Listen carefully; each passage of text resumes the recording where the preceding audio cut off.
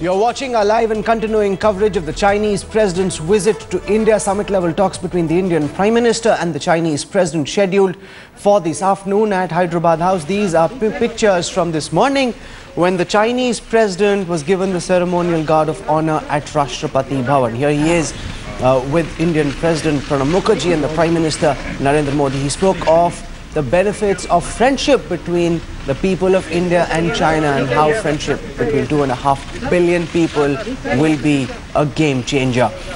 But the real game being played along the line of actual control is a deep Chinese incursion where about 1,000 Chinese forces have intruded up to 5 kilometers into Indian held territory along the LAC in Chumar. There is an eyeball-to-eyeball confrontation taking place even at this time. Flag meetings yesterday proved inconclusive.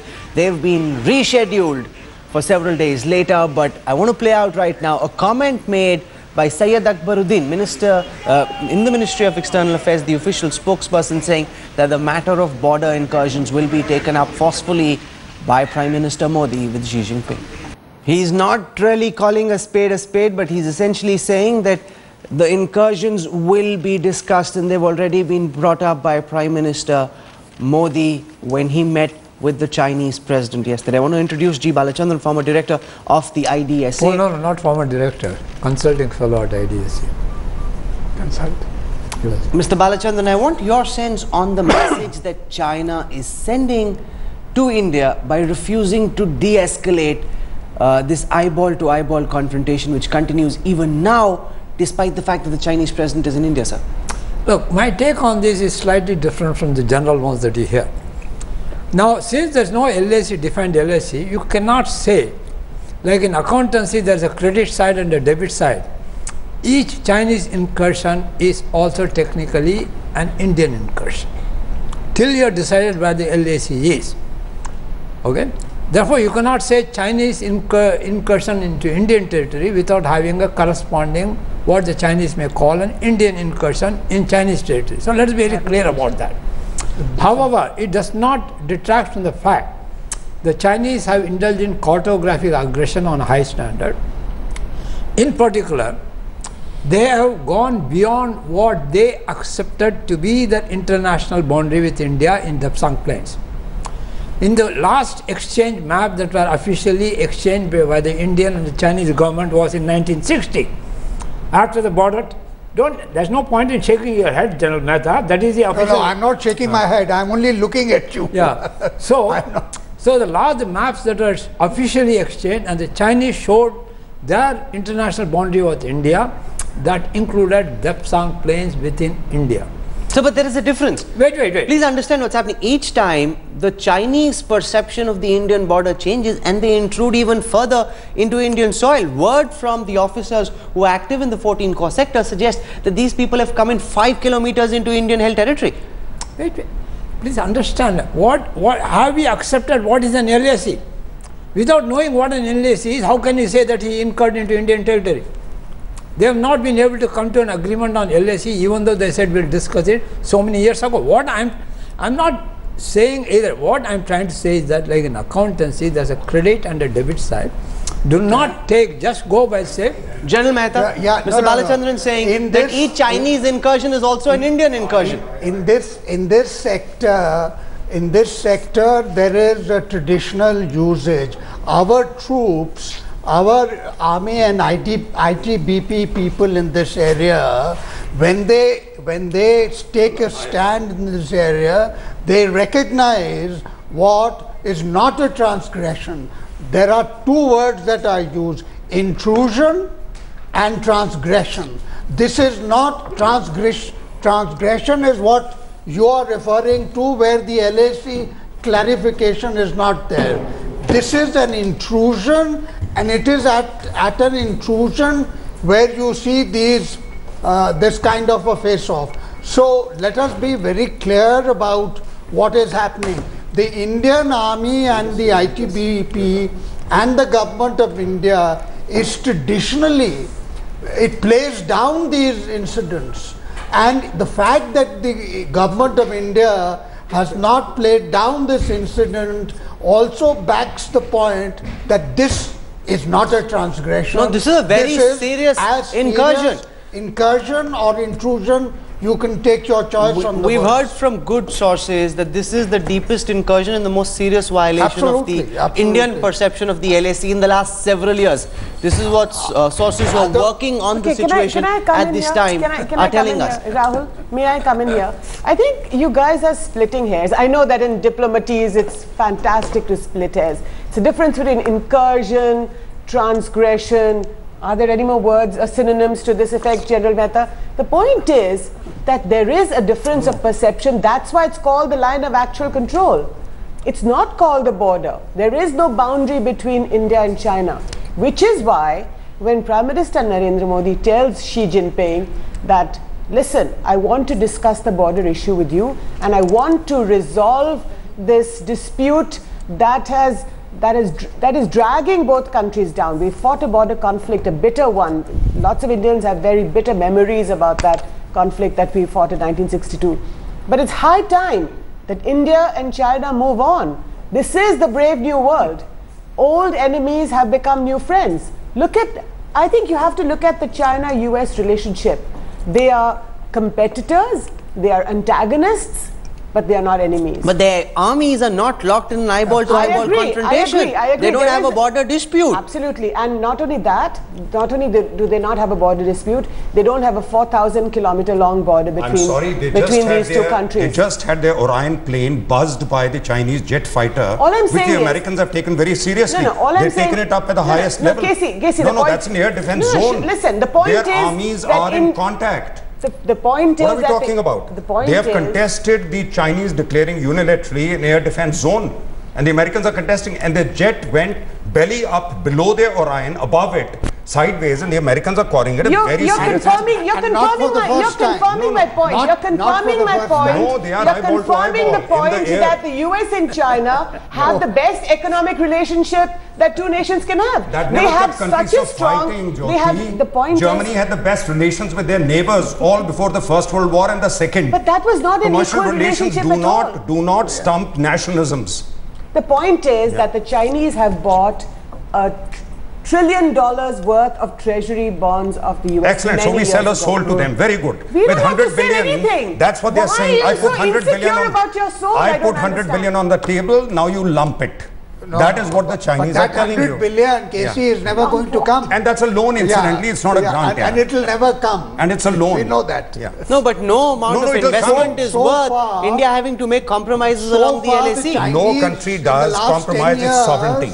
I've given you only 470. Sovereignty doesn't have a financial ticket on it. Sovereignty never in history. Okay, let me just introduce Alka Acharya as well, teaches Chinese studies at the Jawaharlal Nehru University, joining us this morning. Ma'am, welcome.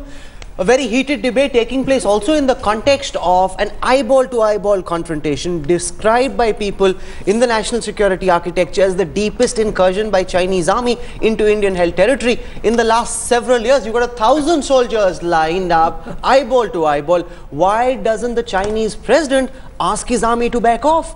What's the message Beijing is sending?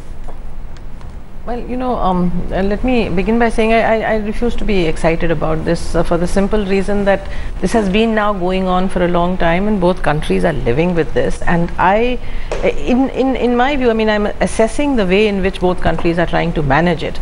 And I do think that given the difficult kind of a scenario and given the fact that so much of nationalism is there on both sides of the border, there is a fairly effective management of a very, very complex and a complicated situation. So I will not get into that. I will just argue. No, but why not, ma'am? No. Here is the Chinese president trying to resolve, trying to take India-China ties to the next plane, he says, and you've got a deep and serious incursion. Surely this is not the right time, even if there is a question mark over the perception that the two countries have at the border. What are you suggesting? Shall we put the entire relationship on hold and say that nothing will happen till this is either this was the shift that came about in 1988 and some of the gentlemen out here were possibly sitting in positions of power who actually monitored a shift from this sequential approach that unless this happens, we will not move on. The decision was taken that let's try. But surely even you would concede that China sends a message at a time when the Chinese president is in India and troops are deadlocked in an eyeball-to-eyeball They can also send a message. Prime Minister Narendra Modi can also send a message. Yeah, I'll tell you how we should send a message. Sending messages to each other, I don't understand. Are you going to ask No, but our message is carried in a dokla. They've got troops lined up along the Narendra border. Modi can tell him today that, listen, your boys are intruding into my so-called territory. I'll tell you. He can tell him today. Jaidev Ranade wants to come in and make a point to this discussion. Mr. Ranade. Managing a relationship does not mean compromising on sovereignty. That's one thing I would like to Absolutely make. But it's an the way LAC, this it's discussion not a is going. The second thing is, as far as China is concerned, it has not made any compromises on questions of sovereignty and territorial integrity, whether it's maritime or on the land. So why is it that only we are expected to do it? No, we don't. Why are we? By the way, the Chinese claim South Tibet. The Chinese claim what we call Arunachal Pradesh and they call South Tibet, but we are in control of our Arunachal Pradesh, isn't it? Now, are you telling me that we are in control of Arunachal? That's a contested area, by the way, according to the Chinese. What does that mean, that the Chinese and India should now go to war over Arunachal Pradesh? I think we have to grow up. No, Mr. Ranade, just one by one, let Mr. Ranade complete his argument. Who is compromising here? I'd like to know. Honestly. Are we saying that we'll back off or we will not claim? No, I want to know where. Where is the compromise? Where is the compromise? Question is the timing. The question is the timing. Question is the first time he got a Chinese president in Not only that, but your Prime Minister's gone. You got this intrusion going on. Never happened before. Prime Minister has to be familiar with the history of China, which is a Sino-centric civilization, which looks at anybody meeting halfway as kowtowing to them. This is not Mehmangiri. You do not go all the way to Gujarat to receive him and sit on swings with him.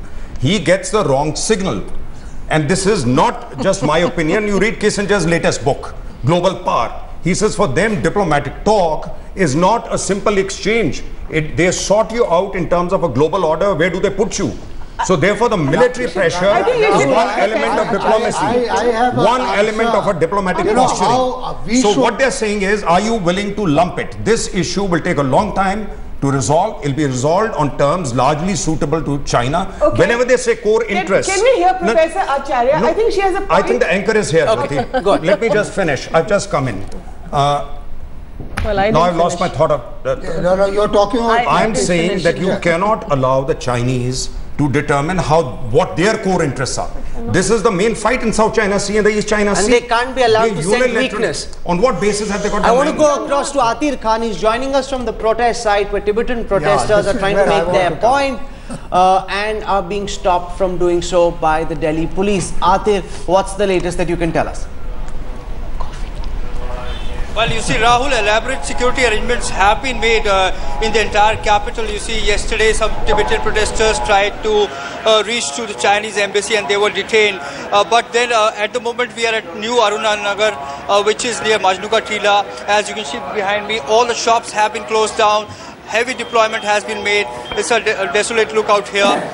There's a fear that, you know, these protesters might try self-immolation, so that could be embarrassing. But at the same time, you know, efforts are being made to secure the route of the Chinese president and also to ensure that these protesters do not reach anywhere close to place of visit of the Chinese president or his wife to the school in Vasant Vihar. So there are arrangements in place, but the police is monitoring the situation. Here in this area, they have put up a banner saying that Prime Minister Narendra Modi is going to save Tibet, and freedom of Tibet is good for India's security. Okay, Atir Khan, thank you for the timing. We'll come back to you. General Mehta has a rather radical suggestion he wants to make. No, not a radical suggestion. If the Chinese have pressure points which they employ effectively, we also have pressure points and leverages. Absolutely. And we must begin using them. Tibet is one. And we should allow a couple of these protesters to slip out, go outside Taj Mansingh and protest. And then say, oh, very sorry, we let this happen. You know, take Delhi police to talk. But the Chinese must realize that we in India feel that we should not offend the Chinese. We fear the Chinese. We must stop fearing the Chinese. The 1962 era is over. We must behave as equals. The Chinese must know this, that we do not suffer from an inferiority complex. That is the problem today, and I expect the muscular Mr. Modi to at least demonstrate some of this, that we are not going to take this line. Will he do so? I want to go across to Jainarayan Vyas, BJP spokesperson in Gujarat, works very closely, understands Modi's mind. You know, this 56-inch ki chhati that Prime Minister Modi projected in the build-up to the elections, will we actually see some of that play out on the diplomatic table? Can we expect him to seriously take up this very pressing matter of this active incursion along the LAC, or will it be only about trying to project Hindi Chini Bhai Bhai, Mr. Vyas? Well, Rahul, I've been listening to this discussion very patiently.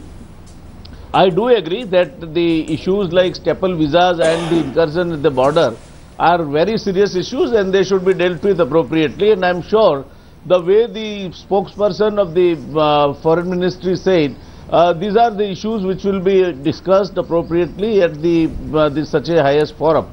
Having said this, Rahul, let us also understand that there is other side. You know, Europe post World War II was much different than what it is today. It was sheer economic necessities and the necessities for progress and survival that has brought them together.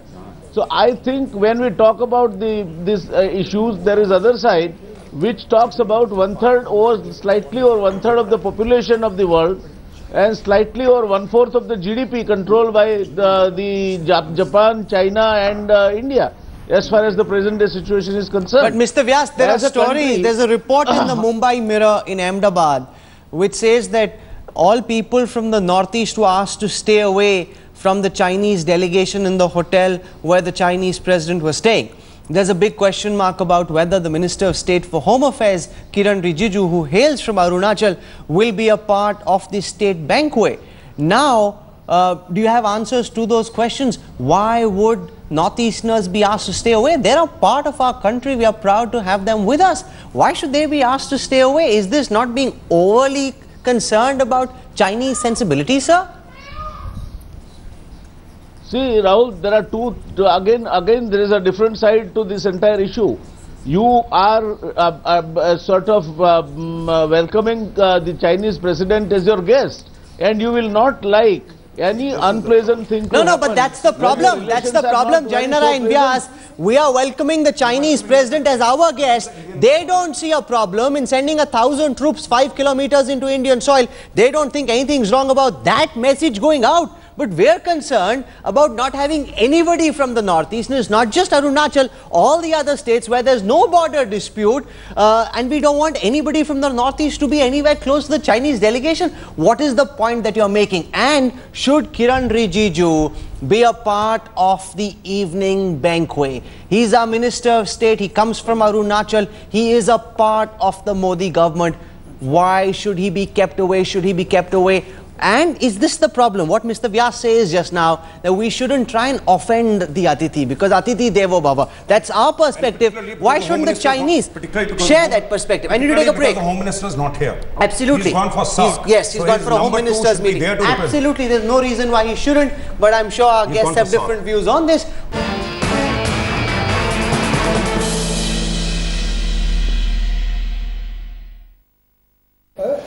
We've got these images coming in now of the Chinese president filling out the visitors book at Rajghat. You've got Smriti Irani in that dazzling sari right next to her. She's the Minister on Protocol. Yes, and yes, very interestingly chosen color. There's a saffron sari that she's got on, and that's the Chinese president's wife, who's made quite a style statement, and she also started singing, I'm told, Awara Hu. She's a big singer in China. She comes from the national choir, and she sang Awara Hu on the riverbanks of the Sabarmati, and that was quite a big hit with all the Indian leaders who were there at that time. Who's this guy? After this, the Chinese president's wife, Ping Luan, will be visiting Delhi's Tagore International School. She'll sit in on a distance learning class the school conducts with a school in Shanghai and interact with students in Mandarin. Kamaljeet Sandhu files this story on how the school is preparing for the First Lady of China. The Chinese First Lady is going to be in the Tagore International School, and we have with us the students as well as teachers. First of all, we'll go to a teacher who's teaching Mandarin here. Do tell us about your entire experience and obviously of interacting with the First Lady herself. Okay, I think the experience is very good because the principal pay much attention to the teaching of Chinese language, and the students are very active and interested in learning Mandarin language. And is there a lot to exchange as far as students are concerned, both Indian as well as Chinese? Yeah.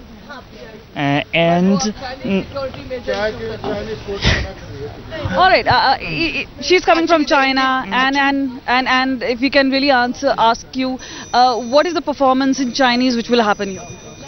So I think they're very good, and the performance is very good and is very popular. Obviously, some popular performances expected. We have another teacher here who teaches English. You have both the Chinese and Indian students, and how much do you think can both the countries really exchange in terms of learning from each other as well as the students? We have the video conferencing almost every week with China, where the Indian students, they learn Mandarin, calligraphy, and the children over there, they learn yoga and the Indian dance also. So exchange of culture, we're teaching them Kathak and yoga, they're giving us Tai Chi as well as calligraphy. So what more do we really expect here in terms of performances? What is the First Lady expecting? There'll be more cultural exchange, maybe exchange of ideas, maybe exchange of student teachers. So obviously students wanting to hear very much as to what is going to happen here. What are you really expecting to hear from the First Lady? Since she is an artist, she's a pop singer, we would want her to appreciate what we are doing for her, probably sing a song for us. Maybe you're expecting too much, but I think she's a very glamorous lady, and we're really looking forward to see her. You all dressed up in this attire, so we do believe you will be going in for a performance. Do talk us about that. We are depicting three major dance forms of India, that is Bharatnatyam, Kuchipudi and Kathak, which are very popular in India, and we are trying to show them through the poem of a very famous poet, Rabindranath Tagore. So we are trying to get the whole diversity of India in one song. Well, thank you so much for speaking to us, and best of luck for that. But obviously an exchange of cultural and obviously a lot of dance performances happening here. But this is going to be a talk about soft power and how China is going to be yielding its charming influence. With camera person Suman Kansra, this is Kamaljeet Sandhu in Delhi for Headlines Today.